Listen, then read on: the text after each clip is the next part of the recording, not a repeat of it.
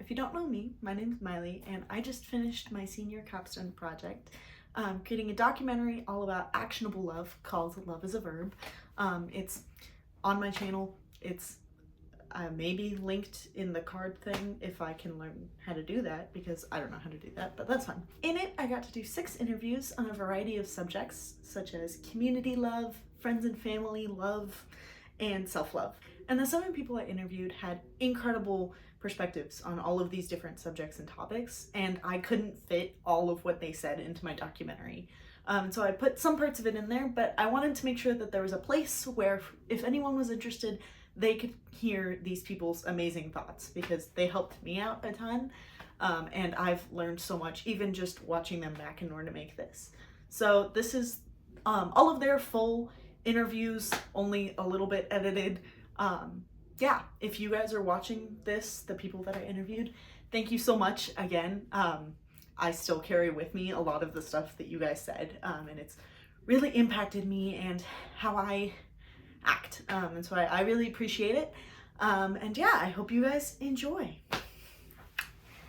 So could you state your name and like your occupation for the people at home? Yeah, so my name's Hannah Cook-Kelly. I am a mental health counselor specializing in trauma and addictions, and then general mental health concerns like anxiety and depression. That's so cool. I love that. That's awesome. Okay, so one thing I wanted to ask you about is like on the topic of like self-love and self-care and all that stuff, like where is the healthy boundary? Because there's narcissism, and then there's like not taking care of yourself at all. So like what would you say like a healthy amount of like self-love looks like? Yeah, when I saw that question, I thought it was just so interesting. Because like the hot topic it is like narcissism, or like I think in Western culture we really emphasize like comfort, but at the end of the day, I want to ask myself the question, like, do I even like myself? And I think that's part of growing up and maturing and figuring out who I am. Because I have to put my head on the pillow at some point in the night. Yeah. And am I okay with who I am and my profession and my choices? And is this what I want my life to look like, in as much as I get to have control over that? I think the other thing I think about with this question is, am I wanting to like care for myself and love myself only for the purpose of me getting to have that enjoyment?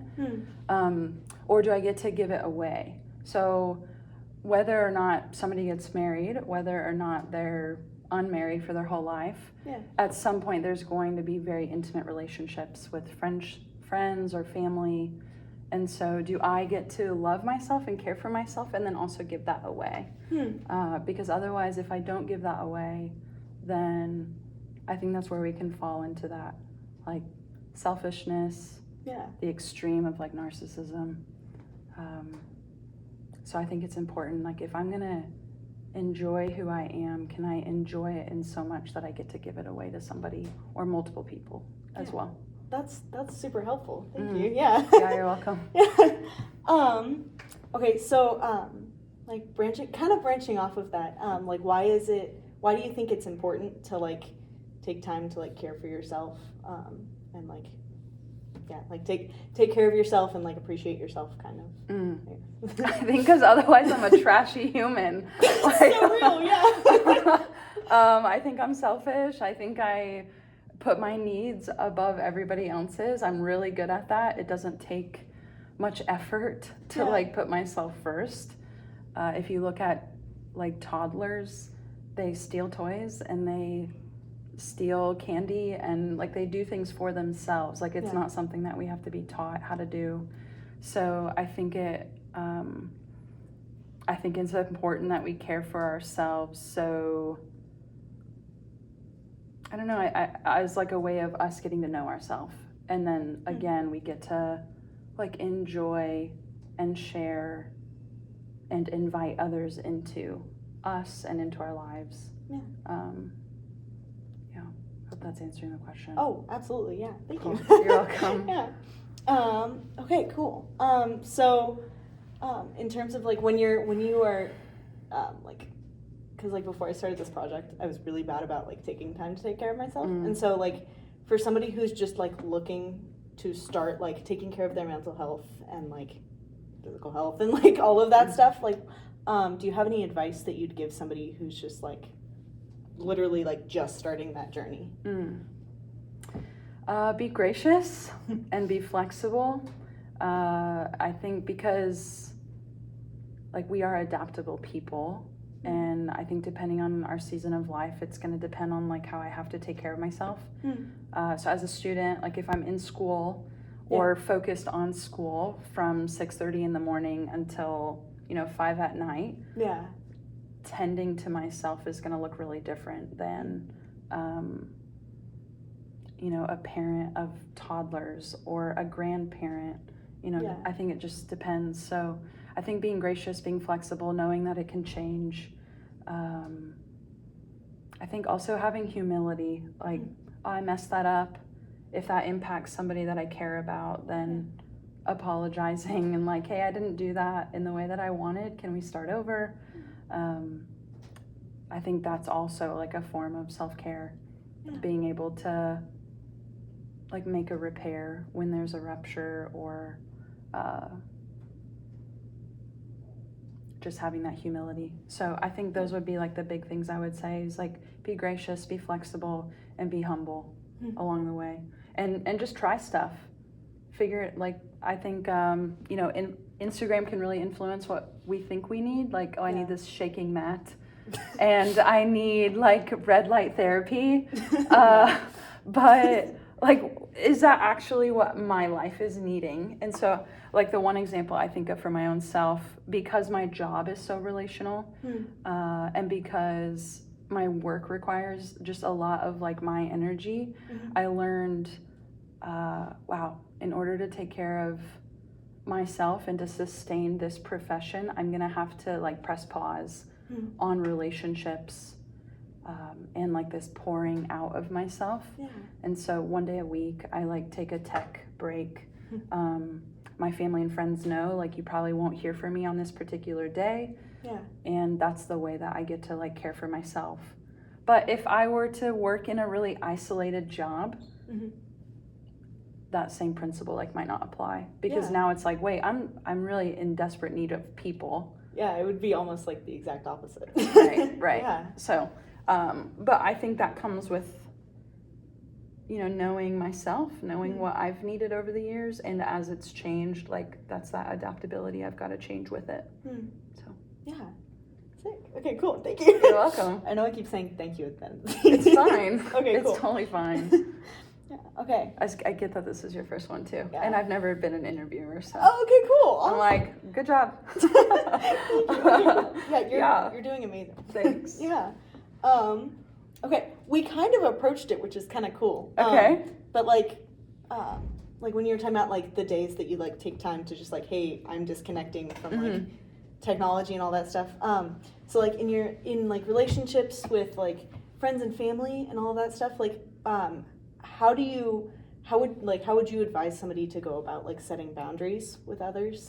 Just like whether it's like, hey, I'm just taking a day to breathe, or like, hey, this is something that like makes me uncomfortable, or whatever. Like what advice do you have for people who are like trying to have those conversations in like a kind and respectful but still firm way? Go slow.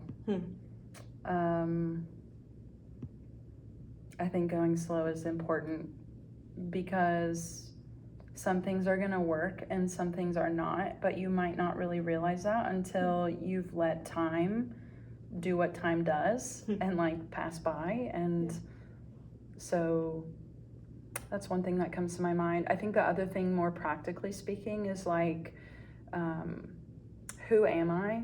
What are my values? And what types of boundaries do I want to implement to like help protect that value system? Because I think a lot of times we can get confused that boundaries are meant to like control other people, but they're actually meant to control us. And so if I can go slow and then also consider what's my value system and how can I protect that, to the extent that I'm able, then what kinds of guardrails do I need to implement? So, does that make sense? Yeah, that's super helpful. Okay. Just trying to think of other like practical things that are helpful with setting boundaries.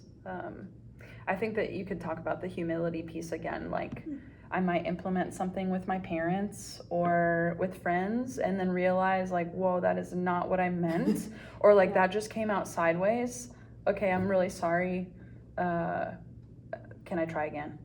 So I think just having that humility piece. And also, people don't have to know what all the boundaries that I'm wanting to implement are. I think sometimes we feel like we have to tell. But depending on the circumstance, I don't think it's always necessary. It can be kind of a self-process or a process with the Lord. Hey, God, can you help me like figure this out? Because I really don't know how to implement this or how to protect my value here. Yeah. So I think having that humility is important too. So Sick. these are like big picture things, ideas, instead of like very practical. If you want me to get like more practical, I totally can. I think that was actually super helpful. Like, Okay, I think that was awesome. Good. Yeah. Thank you. I Yeah, you're appreciate welcome. it. Absolutely. Sick. Okay. Do you have any like, I don't know, last minute thoughts? I don't know how to end these. It's okay. Closing thoughts. Yeah. Okay. Cool. Yay. Is there anything that like you're needing to make this like productive for you in like, is there anything else that you would want me to know or like for me to answer that would be helpful for you in like continuing this process? Oh, that is honestly, I mean, this one's a little selfish. Great. Okay, cool. Something I've been struggling with is just kind of like burnout. Like I'm like, because a lot of my project is volunteering. And so I don't have a ton of time in my week anymore where I'm like just breathing. And I also have like a bunch of family stuff going on. And so like, how do I kind of push through that? Because how I'm doing it now is like, well, you signed up for this, you have to do it. And then that just, I don't respond well to negative. Like, I feel the crack of the whip. Thanks. Yeah. So yeah, like how do you fix that, I guess?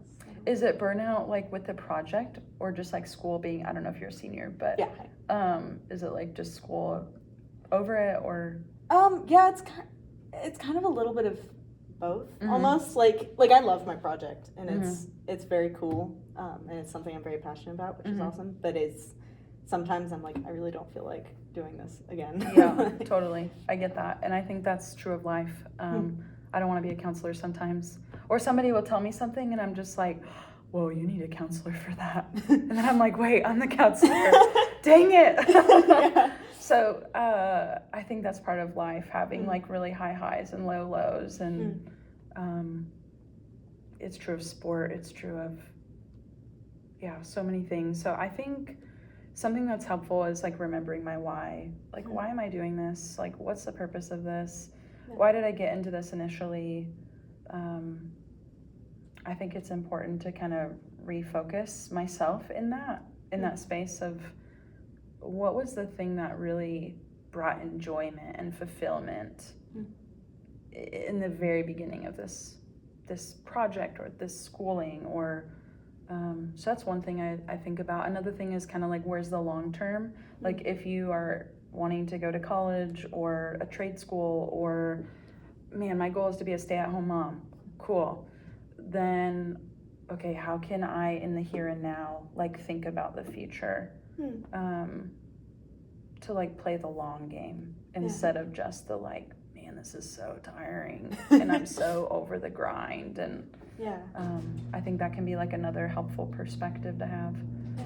But sometimes the greatest thing that we can do too is just taking a nap. Take the nap. Like, who cares? Okay. So those are my thoughts. Oh, thank you so much. That was really helpful. You're welcome. Thanks for asking me. Yeah, of course. Anytime. Yeah. Yes. Awesome. Okay, cool. Great. The end. Yeah, the end. Thank you so much. You're welcome. Let's do this. Yo, what up? What up? Okay. Hi. How's your day going? My day's going great. I have chocolate. Yes. We love that. Oh snap, the ASMR. Would you like to state your name and, or I guess I could. You want me to? Or do you No. want to? Well, I was like, I could keep it from the. Yeah. Would you like to state your name? Yes, I would love to. Yeah. Hi, my name's Anaya Bhattacharya. I'm a senior in the DAPS program at Shadow Mountain High School with Miley. And I'm glad to be on this video. Yeah, we're happy to have we are We happy are happy to have you. Yeah. Okay, so jumping right into it, Anaya, what do you do to love your community? Sorry. No, you're good. Honestly, that's so real. I love my community through loving the aspects of my community that are most prevalent in my life. So I did my capstone project on, it was a bilingual water safety initiative that I started back in 2024 that I kind of just carried through this year, and I love my community through disseminating bilingual water safety materials to people, which is the really fancy version of saying I give talks about water safety to kids and parents with young kids, and that is helping the water safety community, which is like swimmers, parents with kids that are my siblings' ages. So those groups are prevalent in my life because I'm a swimmer. Yeah. And then I also love my community through doing community service work with NHS. I've worked with refugees in the past. And what else? A little bit here and there. Yeah. And doing swim coaching. That's so cool. That's awesome. I love that. So how has like community involvement and love and all that good stuff impacted you? Community involvement has impacted me through showing me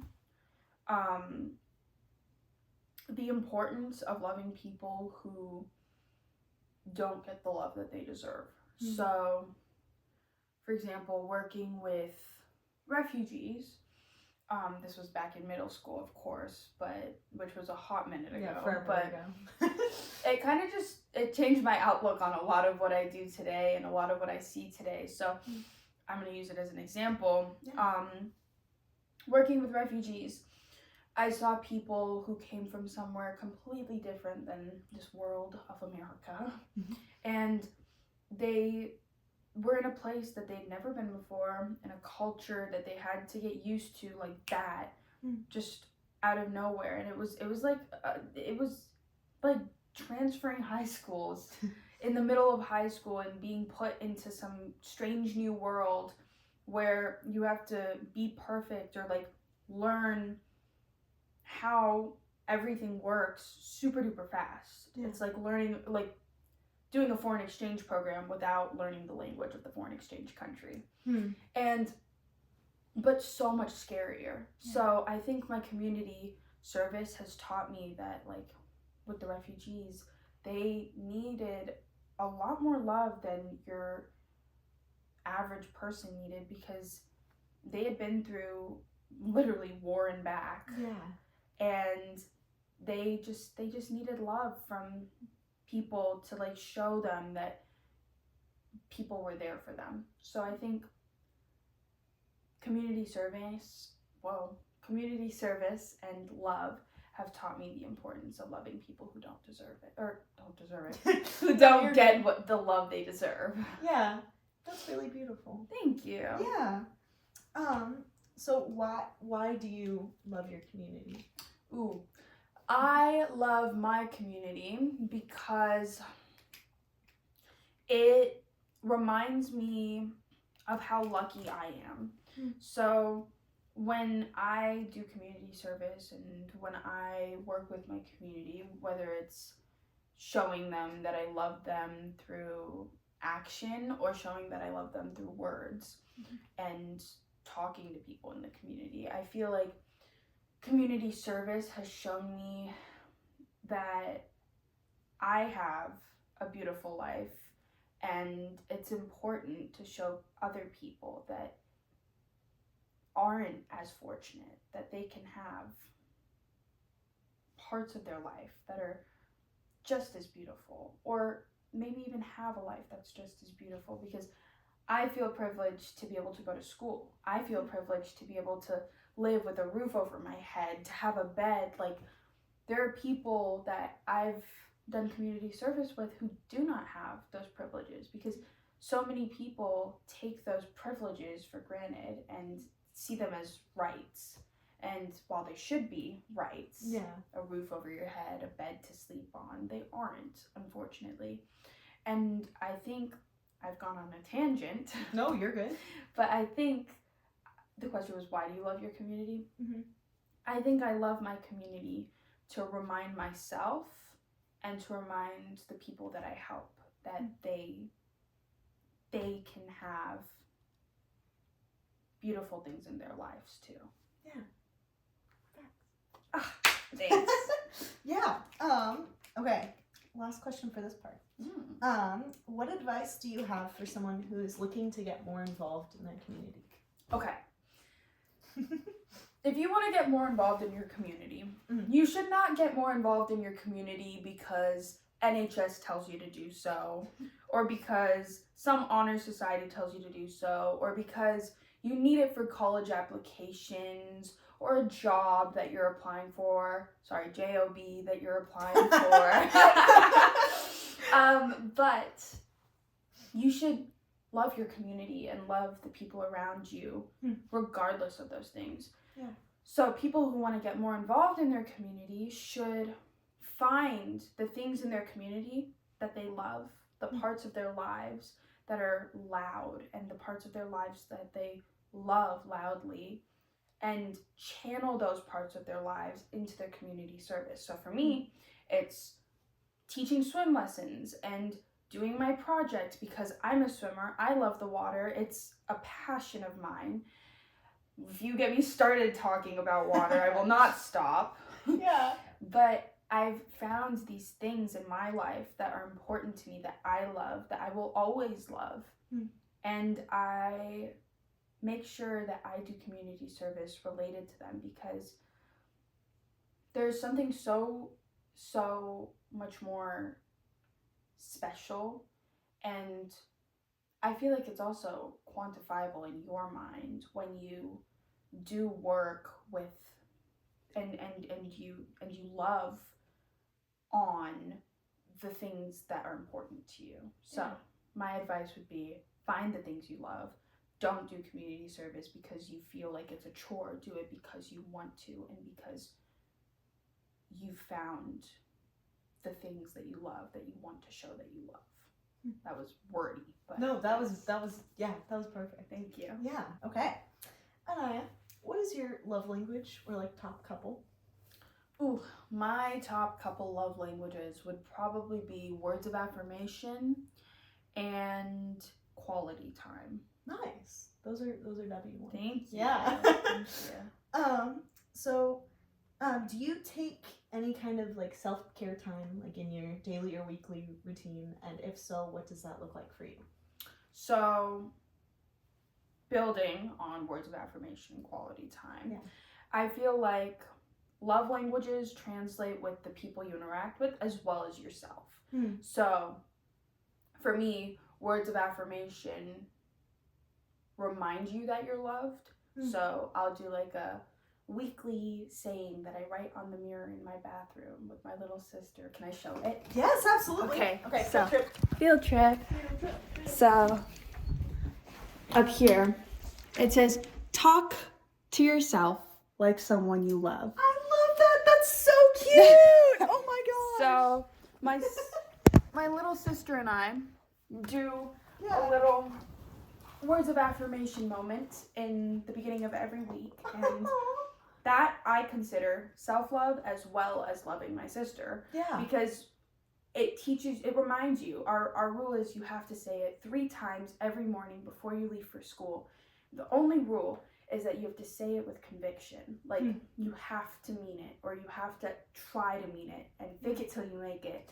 So I feel like speaking to yourself with kindness counts as self-love. So that's some time I take for myself every morning. And then quality time goes more to the other end of the day, which is the end of the day. And I take time for myself because we have busy lives. So this might not even happen until 10 p.m. at night or 11 at night. But I sit with myself, and I sit with my thoughts, and I sit on my own in my room, and I just think. Whatever comes to mind, I just think. And I see that as self-love because I think we learn to love ourselves when we get comfortable with the thoughts that come through our mind, that filter through our mind, that pervade our minds. Yeah. I think we learn to love ourselves through the thoughts that come to our mind and through what we say to ourselves when we're on our own, which is why a lot of people have a hard time being alone. Yeah. I don't know if that's the next question. No, you're good. Okay, so when Mr. Story talked about like being alone and how people are uncomfortable with being alone, I think there's something to be said about how powerful it is to sit alone. Yeah. Because there's so much discomfort at first with sitting alone because your mind can be such an ugly place. But I think sitting alone gives way to self-love, and I sit alone every night, so I consider it self-love. Yeah. Even when it might not feel like it, because sometimes it gets dark up here. Yeah. But in due time and over time, and after giving it some time, you tell yourself, like, there's no point in sitting here and being ugly to yourself. Yeah. Sit there and think about all the good that's going on, and I feel like that gives way to self-love. That was a lot. No, that was really cool. Yeah. Thanks. Yeah. Okay, I know you love this question. What is your favorite thing about yourself, Anaya? I have to go shut the door. We even ran through these questions. I forget what I said. I love. I actually kind of, I want you to say it. No, I want you to squirm. Oh my gosh. Ronald Unfiltered, guys. Oh my gosh. Okay. What do I love about myself? My favorite thing about myself is probably my promise I'm not a pick-me, my quirkiness, my weirdness. I think my weirdness and the goofiness that I carry with me and that I have about me is something that's not very well matched by other people, but not in a bad way. Like, yeah. I feel like there are very few people that match or try to match my weirdness because sometimes it makes people feel awkward. Like me just standing there and going like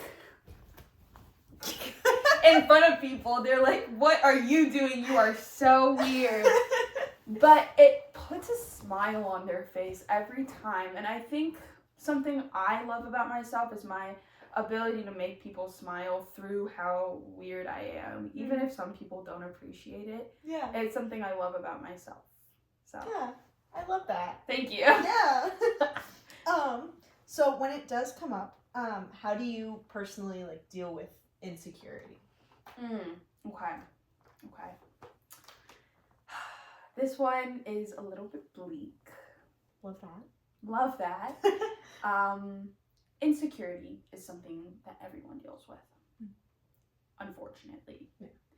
Because when you really think about it, for 99% of people, there's more beauty than ugliness. Yeah. And I think insecurity-wise, when I have a moment and I think to myself, like, oh my gosh, this about you is so ugly, I just try to tune that out and think to the future.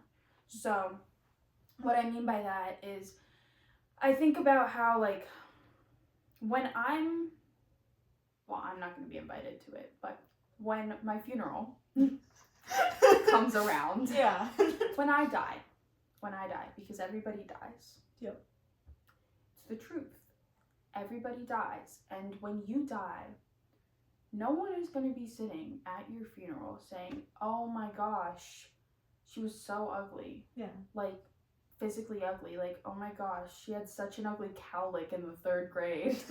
Oh my gosh, she had a lower belly pouch. Like, oh my gosh, she was a little overweight. Oh my gosh, like, she was just so physically unattractive. Like, no.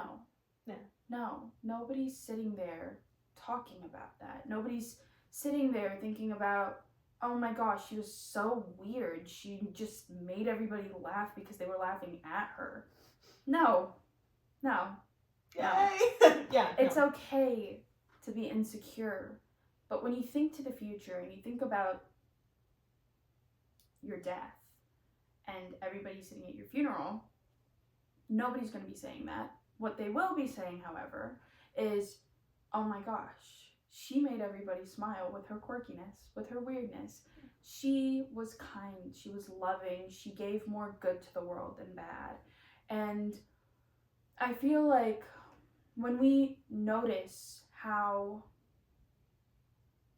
the bad energy that you carry with you leaves with you, but the good energy that you leave on this earth stays here, because that's what the people that love you and the people that knew you and the people that you affected remember, it makes it a little bit easier to deal with insecurities. It doesn't silence them, because they're never going to be silent. They're never going to die.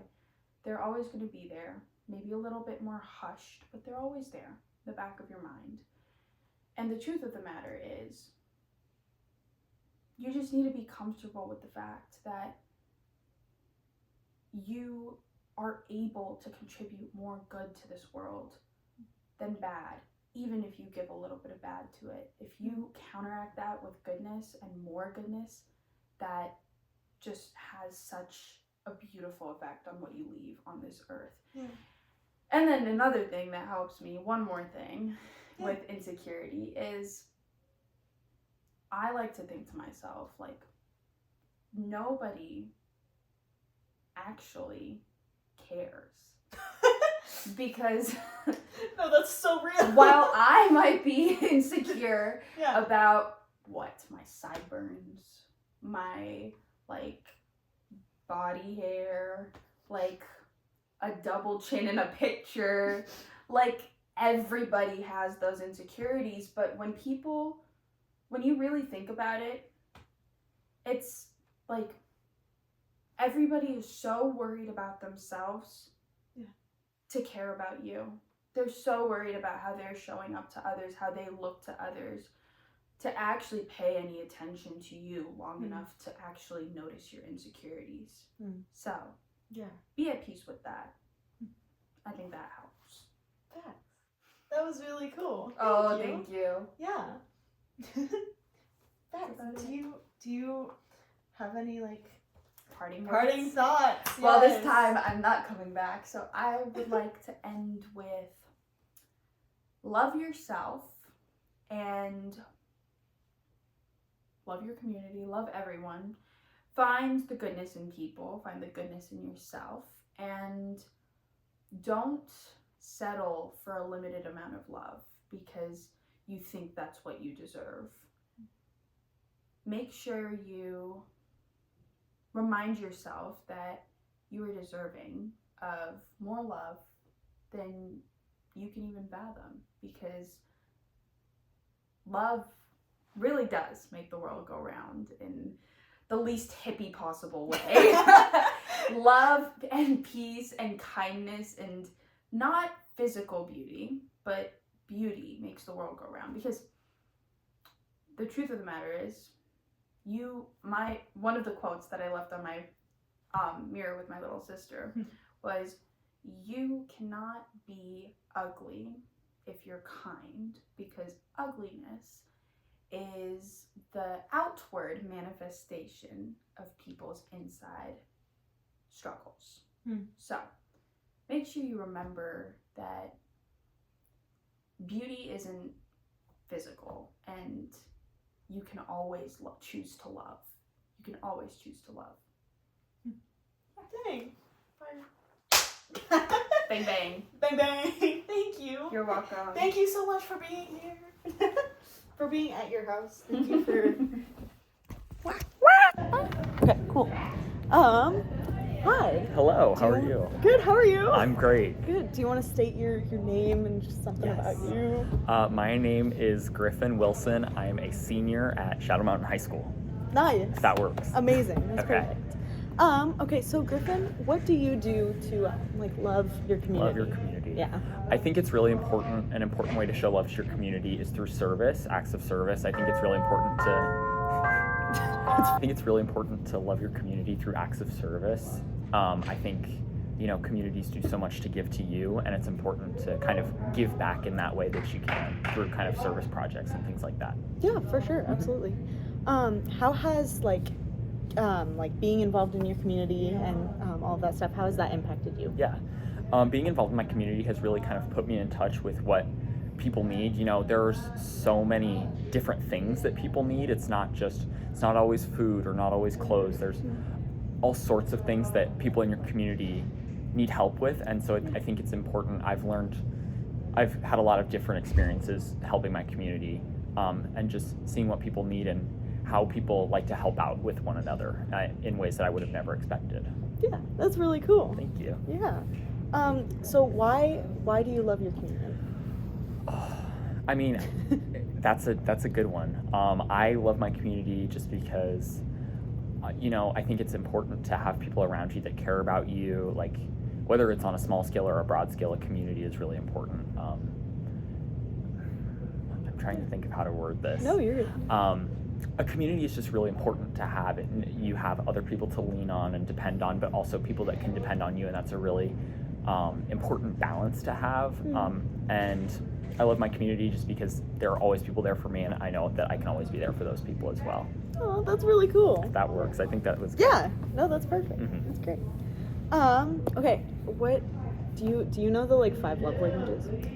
Sort of. You might have to refresh me. Okay, I have memorized these Okay. so hard. That's good. Okay, there's acts of service, and then there's words of affirmation, Okay. quality time, physical touch, and gifts. Ooh. If it's not service, because I do love acts of service, I would say gift giving. Okay. I love to give a good gift, Yeah. and really think it out. And I don't care if I get a gift back. I just love giving it to people and seeing joy in that way. That really makes me happy. But I also love an act of service, whether that's driving a friend or picking something up for my parents. Both of those I would have to say are a tie for my love languages. Yeah, that's really cool. That's awesome. Okay, last question. Yes. What advice do you have for someone who's looking to get more involved in their community? Whew, that's a good one too. There are so many organizations who need help, who need support, who need people, who need volunteers. So sometimes it's hard to immediately seek out those opportunities, but when you go looking for volunteering opportunities, there's so many ways you can get involved, and you can really tailor your service to ways that you find interesting but also enjoyable. Yeah. So if you're looking to get involved in your community, I'd say find an organization you're passionate about, reach out. There's always a way to help, and become a valuable member of your community, and just show your face and just get involved. Yeah. That is so cool. Yeah. Awesome. Thank you so much. Absolutely. Do you have any parting words or thoughts? Parting words or thoughts? It's okay if not. I feel like I could come up with something good. Have fun, enjoy yourself. Serving your community can be so fun, and it should be fun. So find ways that you can enjoy it and have fun. And that's really important with community service, because when you're passionate, that really shows in your service. Thank you so much. Thank you. Yeah. Okay. Awesome. Oh shoot. Don't die. Okay. Do you mind stating your name and information about you for the camera? Oh, for the camera? Okay. I'm folks at Caitlin. I have a big family. I'm actually a triplet, so that's kind of... So let's say I have an interesting relationship with my 2 sisters. Yeah. Caitlin? question. No. What is your love language? And do you know, like, the love languages of, like, your siblings and stuff? My love language is probably like physical touch. I want hugs all the time. Give me hugs. Real. Everyone else in my family, not huggers. It is an unfortunate disparity. But I can listen, and no one ever explicitly states what their love languages are in my family. So I've had to figure it out through good old-fashioned experimentation, which makes me sound like a horrible person. But I swear it hasn't been mean. I promise. So Allie, who's the oldest of us, in terms of triplets, I'm pretty sure it's like acts of service and receiving gifts. Yeah. That and quality time. Everyone loves quality time. We just like to sit in the same room and not talk to each other. That is the best type because we just sit there and we hang out because we're not everyone is as talky as I can be when I get to rambling about my interests. And then Brenna's is also probably, I think hers is more acts of service and quality time than my mom. I have no idea, honestly. I'm 90% sure it's quality time, but I can't confirm that. Yeah. Then my little brother, I think he likes quality time. And it's interesting because just because their love language is just one doesn't mean they express their love for other people in the same way, right? So like the way I express it, I can't give people hugs because they don't really want hugs, so I have to ask for hugs if I want a hug. So I have to respect that. But like Brenna tends to do more acts of service, so like she'll help you out, she'll help you in general, or she'll hang out with you, or she'll want to hang out with you. But she wouldn't be kind of the person who would say, I love you. In fact, she is horrified by the very idea of it. Sorry, Brenna. I just told your secret to the entire world and the internet. Oh, they're all gonna know. Oh, they're all gonna know. No, I got permission, I promise. It was like 2 months ago, though, so I'm sure she remembers. Truly. Yeah, that's about it. We're just gonna ignore the fact that I have an older brother. So for you, what does it look like to show love to your family? I have ADHD, so I'm not a very mindful person. I get very distracted by my own thoughts, and I forget what I'm doing in the middle of doing it. So, what it looks like for me, I try to keep them in mind with whatever I'm doing. So, if I start talking, or I guess yapping at someone is more accurately because I'm excited about something, more often than not, like, let's say, like, a few sentences in, because I get overexcited, I have to take a step back and be like, can I yap at you? And like if the answer is no, then I have to leave because that only makes sense. Yeah. So that's kind of what it looks like. Yeah, that's really cool. Can you recall a time when you felt like greatly loved by your family and why? Okay, so I was taking a nap on the couch, and because we like to annoy each other, we jokingly fight over blankets. So I didn't have a blanket, and I want to say this might have happened more than once actually. Allie or Brenna, this definitely did happen more than once. One time Allie covered me with a blanket, and then the other time Brenna covered me with a blanket. And this is Brenna, who is disgusted by the idea of affection other than for Lily, our cat. Yeah, so that made me feel really loved because they cared enough to realize I might have been cold. Yeah, that's really sweet. Dang, that's awesome. Yeah, that's so cool. So, you kind of touched on this, but because you like mentioned that like you and your sisters have like pretty different love languages. I wouldn't say we're incompatible, but we're totally incompatible, but we make it work. Yeah, what like in your lovely web of dynamics, what does like setting like healthy boundaries look like for you? I can't tell sometimes if people are uncomfortable. I don't know if that's just because I think that's just how it is. So usually that looks like I usually ask because that's the easiest answer. Because with Allie and Brenna being very direct, am I making you uncomfortable? Do you want me to stop? And then usually they'll look at me like, oh, it's just Kiki being an idiot again, or butt-face being an idiot again, because they only ever call me derogatory or teasing nicknames. Yeah. But it's a lot of good fun. And then it'll be like, no, it doesn't bother me. So that's how we set boundaries. And then some of them I'm just figured out over time. Just like,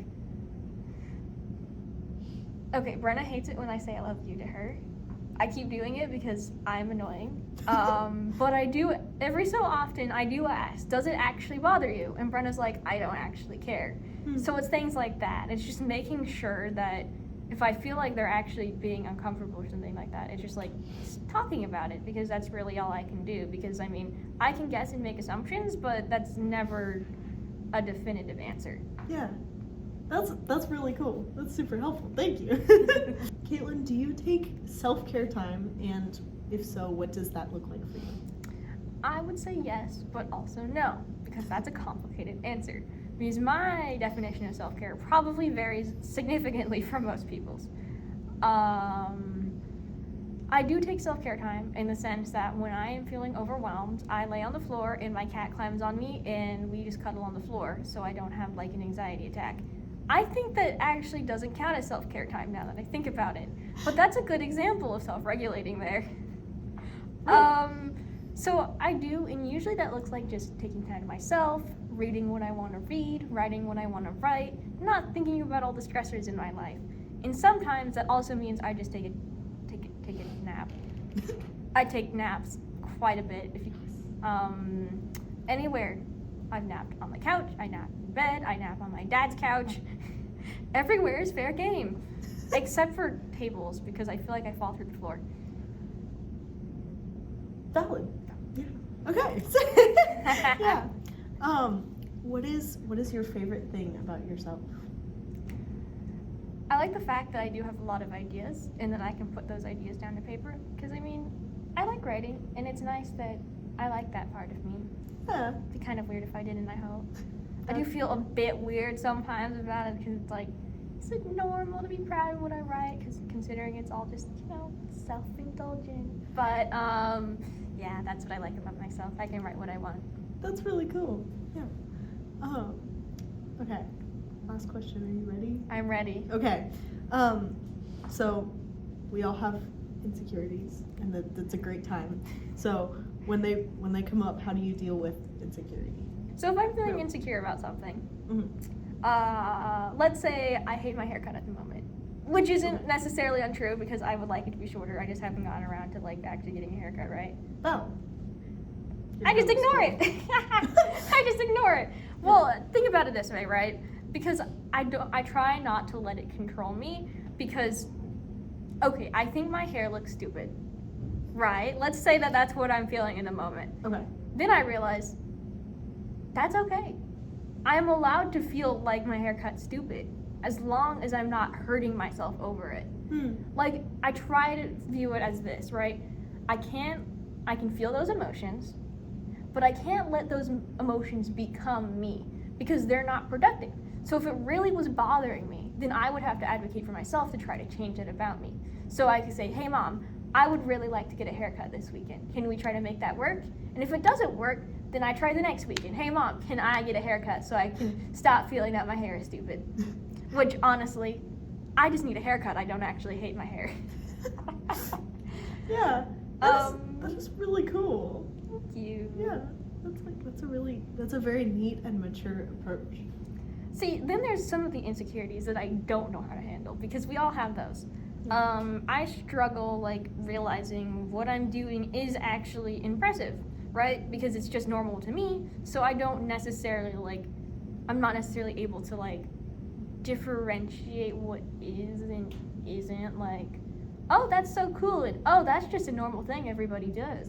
Yeah. So when it comes to that, what I generally do is I just try not to talk bad about myself. It's like, look at this thing that I did.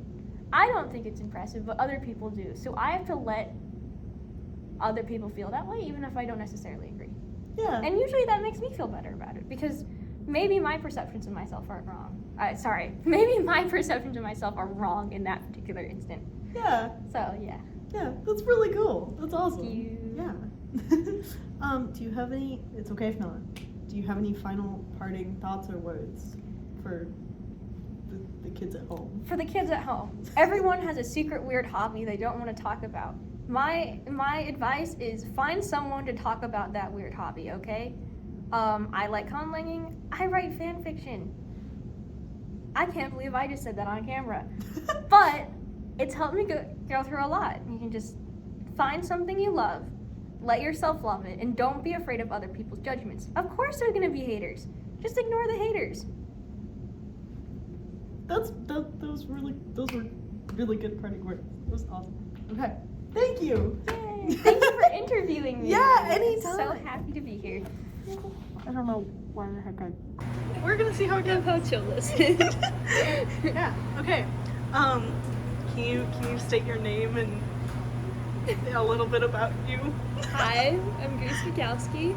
I have 2 cats, and I love Lord of the Rings, and I've had the privilege of being in class with Miley for 6 years now. Yeah. Heck yeah. Okay. So Grace, what do you do to love your community?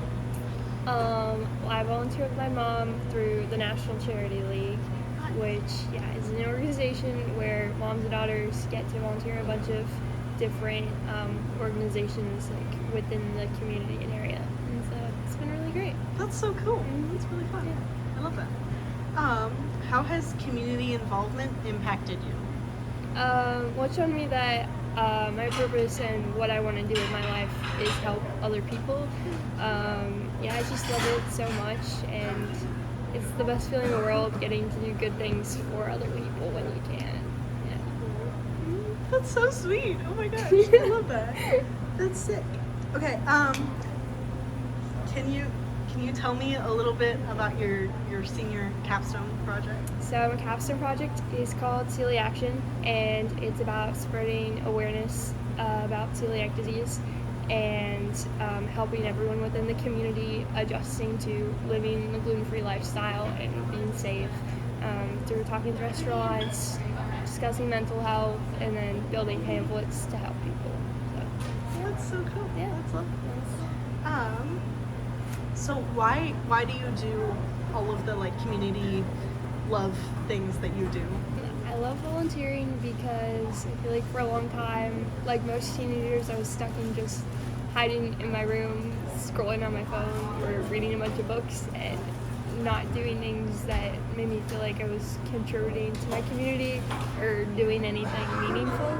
So starting to volunteer got me out of my shell, makes me more comfortable talking to people in general, and also just it makes you feel really good, like you're doing something important that's benefiting other people. So Yeah.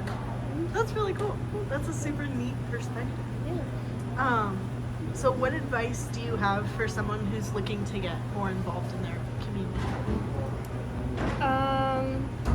I would say look around at different organizations, stop by and just ask them hey, are you looking for volunteers? I would love to. Whatever interests you, there's usually any interest, there's usually some way you could volunteer for that, like you do for church.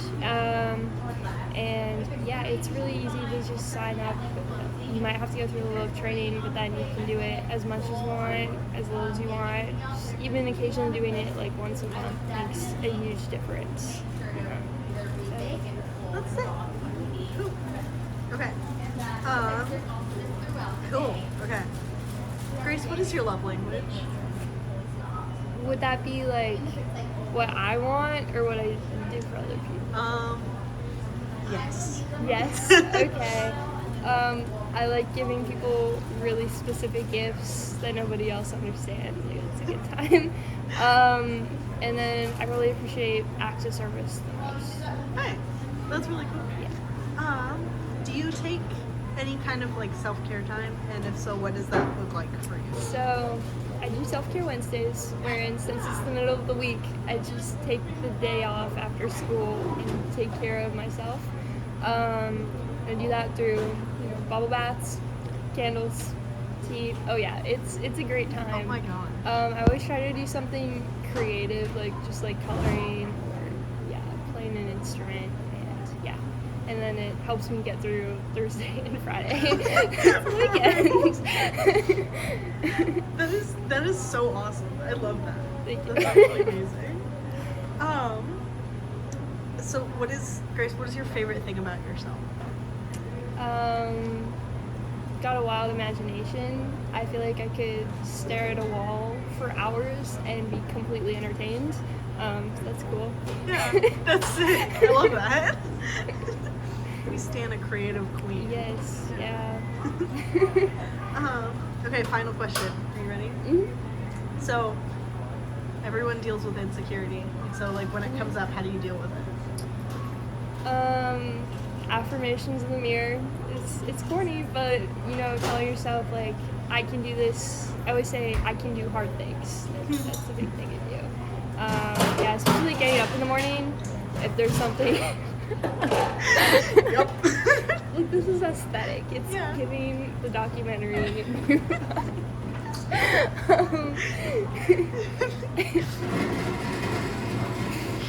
Oh yes. So I was saying affirmations, just saying I can do this in the mirror at the start of your day can make your day happen. Also, if I'm like really stressed about something and don't think I can do it, I just write out the steps to doing it and then cross them out. It's like satisfying and gets everything done. Oh my gosh, I love that. That's Thank really you. cool. Yeah. Okay. Chris, do you have any final parting thoughts for the camera, for the folks at home? You know, it's hard to not go on Instagram and social media, but if you can, like, instead of sitting on the couch on a Saturday, try volunteering. You might love it. Yeah, that's it. That's all I got. Yes, thank you so much, Grace. Thank you. Yeah. This is fun. So hi. Hi. Hi. Can you guys tell the folks at home like your name and like I don't know something interesting about you? Sure. I'm Christina Rowell. I'm Tori Wiggs. I'm Miley's mom. And I'm her sister. And this is Josephine. She's not my sister.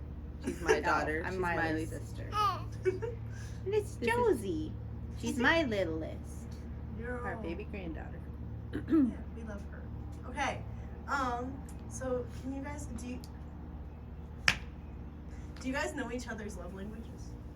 Yes. Ish. Okay.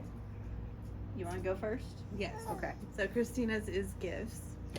Yet she is a very not materialistic person. She just doesn't do much for herself. So I think that's why she appreciates getting gifts. That's probably true. I would say mom's is somewhere between quality time or words of affirmation because Josie. You right, Joe? Yeah. Josie's is attention.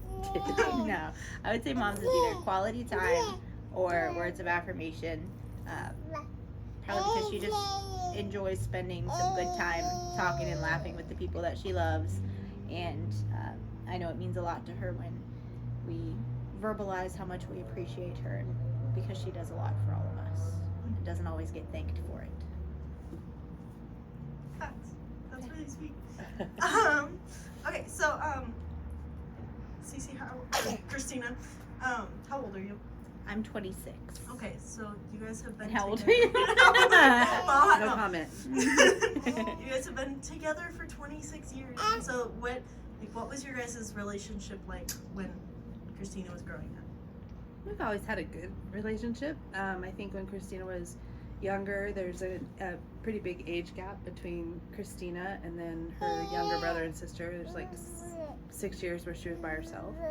And so, and then Miley and her brother are pretty close in age. So I think there was when you were really young, and for a while, I was, when I started raising two babies that were close in age, that you had more time with your dad. So, but we've always had a good relationship.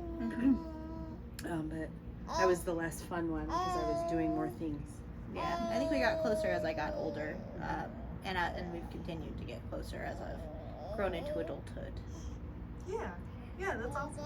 I was gonna ask what is your guys' relationship like now? Mom's definitely my best friend. I think it's it's a rare weird day if we don't talk to each other. And I live across the country in Memphis, so even with that, we still feel like I'm always calling her or texting at minimum, or I've got 3 kids and my kids they always ask me to call grandma and grandpa, and so yeah, we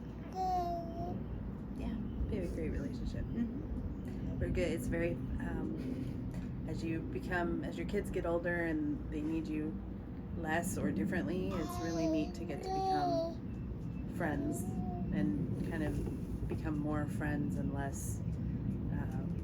You never stop worrying about them, but it's just a different relationship. It takes on new levels. So Yeah. we laugh a lot, and we are inappropriate and just very fun. So, yep, I kind of like her. Just a smidge. Yay! So yeah, you were talking about how you both have kiddos, obviously.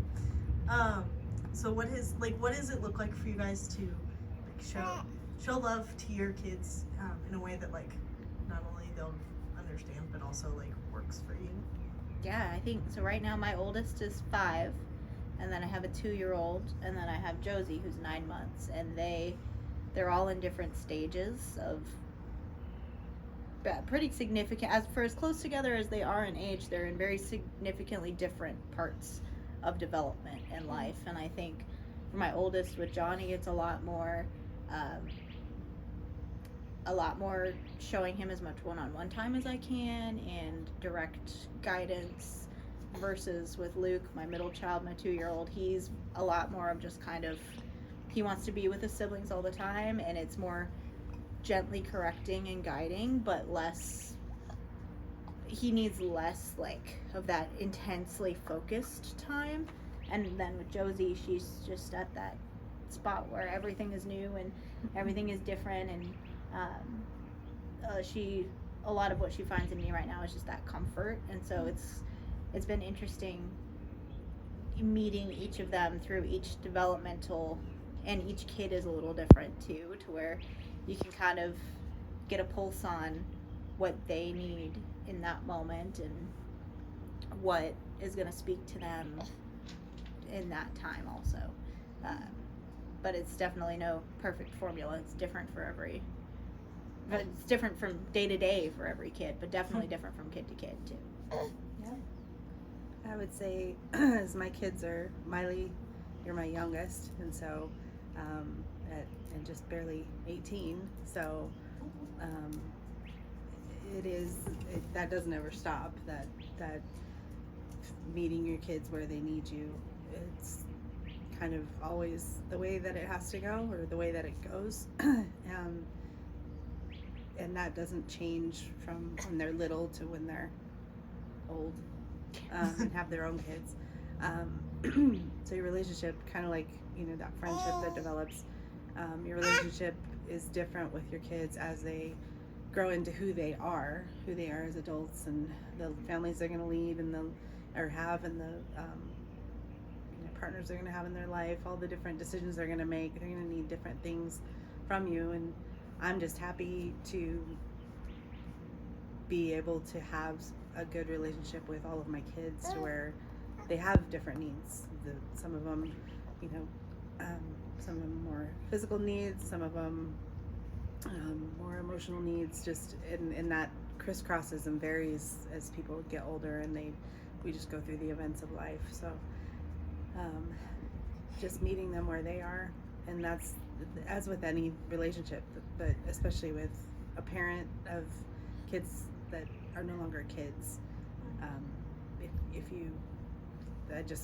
That's I think what has allowed us to all stay close, is that not only the 3 kids that I gave birth to, but the 2 stepsons that I have, that with our blended family, and the in-laws that have come along. It's just being cognizant of what they not even need, but who they are, how they like to interact, what their, you talk about love languages, what's their communication style, what do they appreciate. My kids always joke about who my favorite is. They always joke about each of them being the favorite, or asking me, trying to get me to pin it down. And I can honestly say that I love each of them the most for a very specific thing or a couple things that I identify with and resonate with in them, because we're all different and we're all complex. So I think that's the thing too, is especially as kids get older and they can communicate and they turn into who they're going to be. It's really neat to just connect on the different levels that, you know, some like to hang, some like to only have deep talk, some like to just, you know, give you the lowdown and move on. It's being what they need. I love that. That's really sweet. You guys are very cool. Do you guys have any like final parting thoughts or words of wisdom for the folks at home, the troops, the viewers? CC the wise. Yeah. I don't know. I think as like through growing up, and I'm the oldest of the siblings that I grew up most of my life with, and through growing up, I think you see your parents one way, and it's really easy to go, well, I'm never going to do that, or I'm never going to do that, or when I have kids, it's going to be different. And then you grow up and you recognize just how much, like, especially like for me, like mom sacrificed a ton for us, and continues to sacrifice. And through, I mean, I've had kids now for 5 years, and Miley's just turned 18, so my kid was born when she was 13, and watching my mom raising teenagers as I'm raising an infant, and her juggling being a grandma with a mom, with a wife, with an employee full time. Like, it's a very wonderful and special thing that I appreciate, getting to watch how my mom handles life, and being able to know that, like, I have full respect and full admiration for everything she's done, and I'd love to do like half as great as a mom and a person and a woman as my mom did. And so it's a very special thing that I try not to take for granted, because a lot of people don't get that example in their mom or in anybody in their life. And so it's really cool to have someone that I'm like closer to than basically anyone in the world be somebody that I can admire so much. Aw. Well, thank you. There's nothing. What am I supposed to say after that? There's nothing I can say. I would say that I guess having a deep relationship with somebody is more than just, you know, trying to make a deep relationship. Like, before this interview, we've all been laughing about stupid stuff and just like till we cry. Just the three of us getting together and in fun ways, not sad ways. Yeah, no, like laughing hard, and just seeing my kids become friends with one another as well as they get older, and just how they react or how they interact with each other is just such a huge blessing. And I would say just showing love in your family. Like, we're not always going to get along or totally agree every time with everyone's opinion. The world's a really wide, has a really wide variety of topics and variety of opinions, and it feels like in the time that we're in now that there's two sets to anything. Like, there's either right or wrong. If you agree with me, you're right. If you don't, you're wrong. And there's not a lot of conversation. And I look at our family made up of, it's a blended family, and it's a family of people who are in, you know, wide variety of ages, different perspectives, different opinions, whether those are, you know, on tons of different topics, and yet we all are pretty sarcastic people. That would truly probably be our first love language for all of us, where we're sarcastic and silly and, you know, give each other grief, but at the end of the day, we love and respect each other, and sometimes agree to either disagree or just at least hear a person out. And so I would say, especially in the times that we live in, that's something that falls by the wayside, and that just because you and I, or anybody, it's not you and I specifically, we actually pretty much agree on most things, but so you think. because you're, you know, usually right, but just kidding. But when people don't agree, there's always room to still talk. And the older you get, like an old lady here, the more that you realize that things are not really always black and white, and that there's a lot of room for gray. There's truth in the world, but there's also compassion, and there's just many shades of how to look at something, and we grow when we understand a lot more about how other people see the world and where they're coming from. So I would say I'm super proud of my kids, because with the big diversity of thought among them, they all treat each other really well and love one another. And if we kind of have that at home, then I think it makes it easier to show that going out in the world. So, that's it. Thank you guys so much. You guys are very cool. Thank you. Thanks, Mom. Yeah. Joe, do you have any thoughts? Josie, any thoughts, Joe? parting words? Any thoughts? Any thoughts, huh? Big smile. She says, bottles for everybody. First round's on me. Yay!